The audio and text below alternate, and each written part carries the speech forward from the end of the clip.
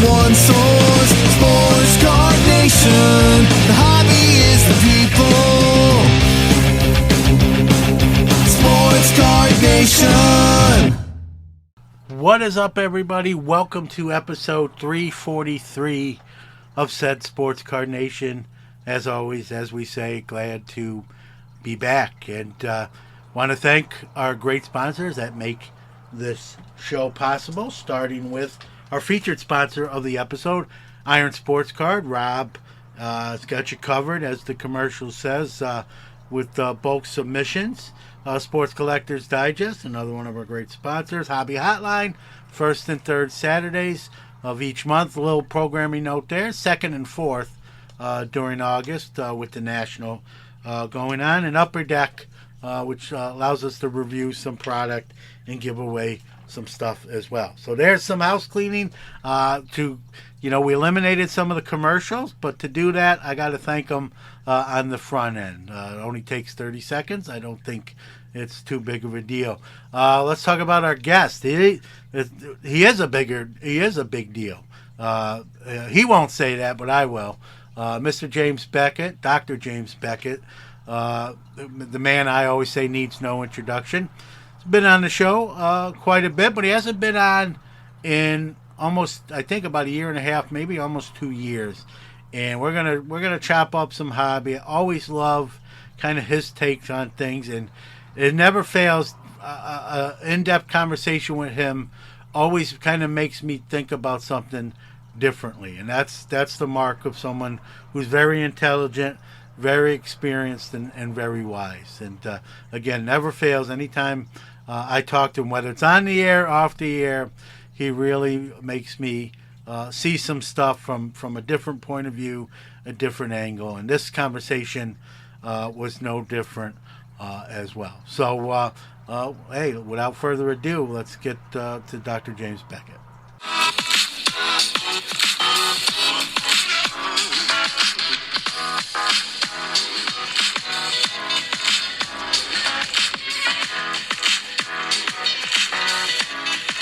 All right, it's always a pleasure when I have this next gentleman on the podcast, at least for me. I don't know about him, but just speaking for myself. And he's a veteran of the show, probably one of the leaders in appearances for county. And but it's been a little bit since we had him on, so I kind of reached out and said, Dr. Jim, I think we need to have you back on. It's been a little too long. So welcome, Dr. James Beckett, once again.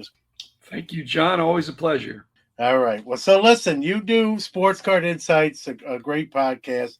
I venture a safe guess. Most people in the hobby are familiar with it. It's short form. I've tried to get closer to short form. I'm not as good as you.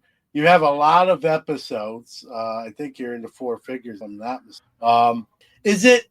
Obviously you didn't know what necessarily exactly where it was going to go. The format's changed a little bit over the years. Is it, one thing I love about the show is, I'm sure other people do, share a lot of your personal insights on hobby, career, and personal life, the good, the bad, and everything in between. You ever, when it's not a guest show, you ever pressed for topics or not really? It's the greatest hobby in the world. Am I ever going to run out of topics? No. There's too many interesting people, interesting cards, interesting shows, themes, and controversies and things like that. I try not to get into the controversies too much, but there's just too much going on. And that's wonderful. It's dynamic. So I'm talking about the good old days, but I'm trying to relate them to the new days. And it's been fun for me. Speaking of controversy, right? Obviously the hobby's reflective of society, right? You turn on the news and all the bad stories lead off the broadcast. I think certain people in the hobby, maybe not me and you per se, but there's a high percentage of people in the hobby who like sort of that negative stuff, or see somebody outed or exposed or talked about. Like you, I try to keep it as positive as I can. I will talk about some some of the warts of the hobby, and you do as well. I think it's important. We can't act like that isn't happening. Is anyone ever critical that you like, hey, Dr. Jim, I don't think you do that enough? Do you ever get that sort of feedback or not really? That I'm not talking about enough bad news? Yeah. Yeah. Or like, do they ever claim you, or maybe a better way to phrase the question, does anyone accuse you of like looking at everything through rose-colored glasses? I hope so. I mean, again, you can look at the half empty, half full. I mean, there's so much good going on. The complaints are there's too many. The shows are too crowded, or prices are too high because there's so much demand and there's so many new collectors and there's too many kids. I don't think people are criticizing that, but it's there's a lot of good things happening. There's plenty to talk about. But we're conditioned by the network news and the other places where we get our quote unquote news. It's not even really news. It's more gossip sometimes, but it's controversial topics get more attention than hey, say the hobby was up 10% last month. But if it's down 1%, oh, the sky is falling. Well, it's not. We've seen, over the recent years, we've seen more athletes get involved in the hobby, celebrities. We've seen the hobby itself become more mainstream, get more news coverage on financial networks and on regular networks. Do you think there's good and bad to that both? Almost all good. Almost all good. Yeah. There's some people that think if the hobby gets overheated, then it'll just drive up prices. But that's of the problems to have. More attention is way better than no attention or not enough attention. So we're getting a lot of media attention, and we just need to handle it and police our own hobby. If there's bad apples, we need to get them out. There's mostly great people in this industry. Yeah, we've heard certain people talk about regulation, having whether it be a commission or something like you see maybe on the Wall Street side of things, someone that kind of oversees things, makes sure things are above board. I'm knowing you as I have over the years, I venture to say, guess that's nothing you would really want to come into the hobby. Like you just said, you were like kind of police our own. The only regulation I want is self-regulation. Now, if that doesn't work and there's some important people get stung, yeah, the government could look into it because we're talking about some big bucks now. And but we I agree. I said we should police our own. And my rule is I really want to do business with people that I like and trust and enjoy. And occasionally I'll buy something from somebody, but if it's face to face, that's a genuine interaction. I'd be leery of buying expensive cards from people I don't know without safeguards in place. Yeah, no doubt. Speaking of cards, we see the wall behind you that I often drool over as I look at it. But is there? I think I've asked you this in the past. Do you have every card you want necessarily, or is there stuff that you're still on the hunt for, or not really? I have every card I really want that I had. I mean, basically, John, I had that stuff before I started doing the price guides because my acquiring phase was before that. And so I got most of the cards that I wanted, and the other ones I didn't want or that I didn't want as bad, I had a chance. Like I said, I was an underbidder on some really, really expensive cards, and I wish I'd have won now. But I'm not going to go back and I can't up that bid because the prices went up by 1,000%.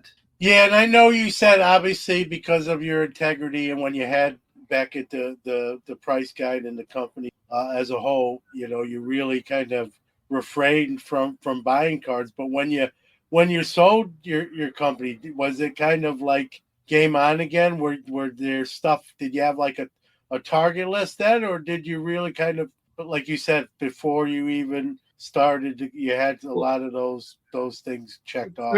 Clarify one thing is, when I started the company, I really pulled back from being a dealer. It just wasn't, it was going to be a conflict of interest. But I did sell stuff, in advance, kind of advance. And so a lot of the sets that I had, I sold in order to fund the company and get it going. And so, because I didn't take a salary for a couple of years. But now going back and rebuying those sets at 1,000% just doesn't feel right. I used to have them. I loved having them. I sold them for a good cause, and I've still got so many I have more great cards than I can display. Let's put it that way. So if I can keep reducing my collection by 1% a month in a few years, maybe I'll have a chance to think, okay, now I've got some room to fill in some gaps. So you're see, I used to be a set guy, and then the smaller this room gets, the less of a set guy I am. So you've sold most of your sets. Would that be a fair statement? That'd be a fair statement. But for example, when I sold my 48-49 Leaf baseball set, I conveniently did not sell the Jackie or the Satchel Paige or some of the other stars that I really thought I'm going to hold on to those. But I I got a good price. I actually got a really low price. If you look at it, today's prices would have been much more, but I got fair prices for them when I sold them. And that's been, gosh, John, 40 years almost. Crazy. Probably 40 years. Where the time goes. You just mentioned one of my favorite sets for obvious reasons, the 48-49 Leaf set. We kind of now use both years. I know you've talked about it on your show. Some recent evidence in the Relief book has sort of uncovered stuff that shows it maybe being more of a 49 set. I don't think I've recently talked to you about it. I've talked to you about it in the past. Has your opinion changed on when that, what we refer to that set as? My personal opinion is that I think there's a lot of evidence now from Carl's father's diary that the cards were distributed in the spring of 49. But it does not negate the fact that there are 1948 copyrights on a lot of the cards. And that was the way the hobby accepted it. And it's the hierarchy of rookie cards in the 48-49 area. It's just so to straddle it as a 48-49 set is an accommodation of the historical treatment of that set. Otherwise, Warren Spahn, his rookie card is 48 Bowman only. Yeah. And that's not what the hobby has accepted. They've accepted so for Spahn, they'll say it's a 48 Leaf. That would make it come out. And it might have a 48 copyright on the back. So it's problematic. Back in the old days, you didn't have the ability to research it other than to look at the card and what did the card say. And a bunch of those, the 49 easier cards are not easy, but the non-short printed ones, a lot of them have 48 copyright. Yeah, I've even heard people talk about, my guy's Jackie Robinson saying, well, if it's a 49, he has 48 issues, obviously different kind of like regional issues. Those would be like true rookies, bond bred, the thrills card, that sort of thing. Let's just say, all right, it's 49 Leaf. To me, it doesn't change how I feel about the Jackie card as a now owner. In your mind, does any bloom come off that rose for you, or no? I mean, the other Jackies you're talking about that are 48 and 47, those were either regionals or not mainstream, widely distributed. They were pack pulled, but at least the sport thrills. So no problem. Again, Jackie's not the problem because he's got a 49 Bowman. If he had a 48 Bowman, that'd be another story. But that 49 Bowman is a fabulous card too. 50 Bowman is a fabulous card. Yeah. Time to hear from one of our great sponsors, but Sports Card Nation will be right back after that. Iron Sports Cards is your #1 source for all your PSA and other grading submissions. Their elite status improves turnaround times. Heck, they even provide the card savers. Their chat rooms provide updates on all your submissions. They also offer wax options and single cards to cover all the bases. Check them out on Facebook at Iron Sports Cards Group or on the web at ironsportscards.com, or even give them a call at 1-877-IRON-PSA. Rob's got you covered. Let's go! You are listening to the Sports Card Nation podcast. Jackie I know he's your guy, but he has no bad cards, John. I know, and my wallet. if anything knows it, my wallet and bank account Yeah. knows it as well. Yeah, he's got great cards, and for those who try to put that run together, right? His career unfortunately was not long, but even though his career was short, it's still going to cost you a few bucks to acquire all those cards, and so it's no easy task, even though there's less to find. But no, I'll answer my own question. To me, it's still a rookie card. It's obviously sitting behind me. I know it's as well, and that whole thing hasn't really changed. My acquisition of it, the chase for it, when I finally decide to acquire, like all those are obviously fond memories and what have you. So, but it's interesting how some of the stuff has come to light now, and how people, if you do the research and the due diligence, how you can still find out stuff from 80 years ago at this point. It's kind of crazy. All right, speaking of, let's talk about grading. Obviously you started back at many moons ago. They're still around. You've got Collectors Universe acquiring SGC now over 2 years ago. I bulk sub for them. Not technically not any longer, as they announced that they are with bulk rates. I'm still going to do it. Have to change my pricing structure.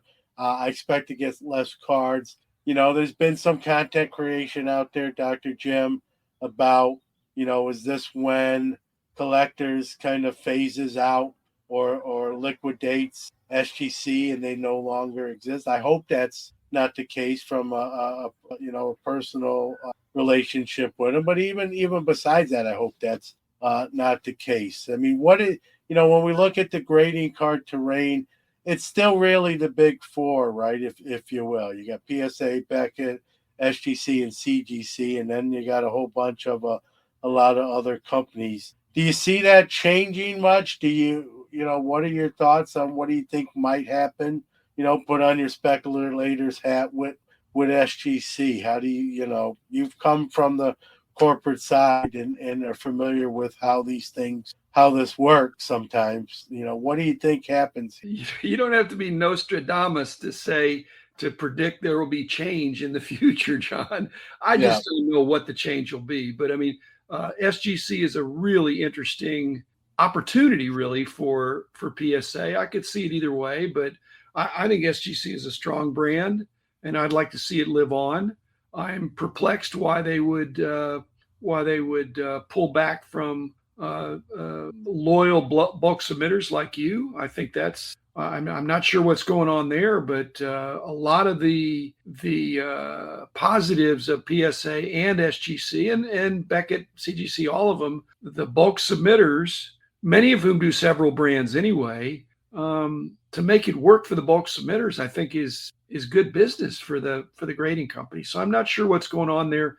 Maybe there's another shoe that's going to drop. I just don't know. I'm going to be, I know they're a sponsor of the show, but as I told them when that went, I'm still going to be very honest and forthright. And they said, by all means, I think you just said it. I agree with you, Dr. Jim. I think the bulk rate decision is going to lead into something else. What that something else is or looks like, we'll have to wait and see, I guess. I hope it's not worst case scenario.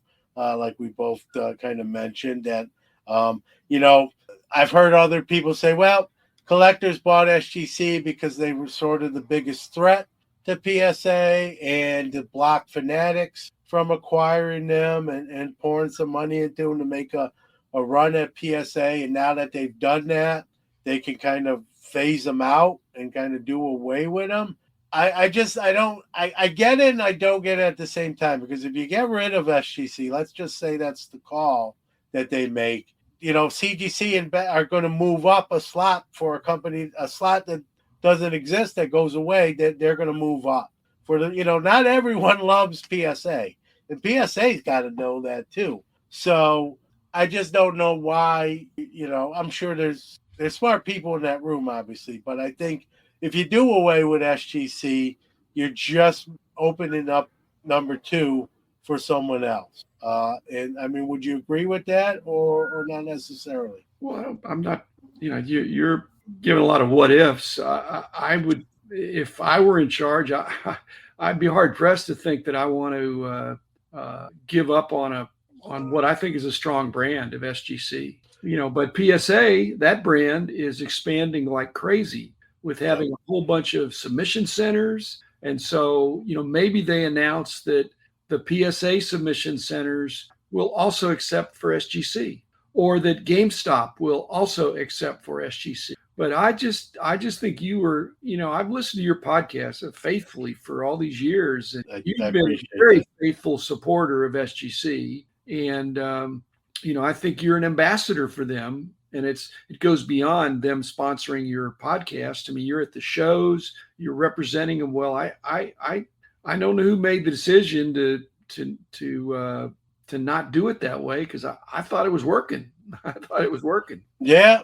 I guess maybe it comes down to the S with the two lines running north and south through it, right? And they're like, hey, we're giving these boat guys a rate. Let's just decision. They called me up directly. They were very, the person I stand by it. It wasn't a phone call that he wanted to make. He said as such, and he was very nice and polite, and said, hey, if we want to do it and figure out, your own sort of charges, that's up to you. You were cutting out. Were you saying that Peter Steinberg called you?